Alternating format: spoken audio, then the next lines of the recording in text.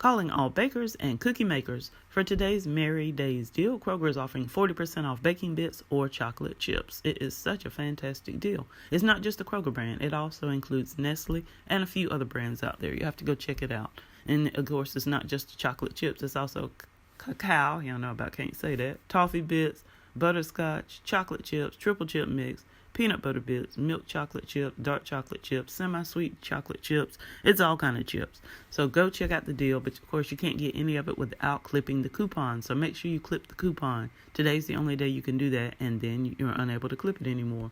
You don't have to run to Kroger today. You have until the 17th to redeem all the coupons you've clipped. So this is a great one. You know, we're all baking. 'Tis the season, the holiday season. So go grab you those chips at 40% off. They have got lots of other things on sale. Also, you can check out my video from yesterday to see what those are. Just in case if you're on a platform that doesn't show that video, you can follow me on YouTube at Top 7 in 7. Top the number 7 in number 7.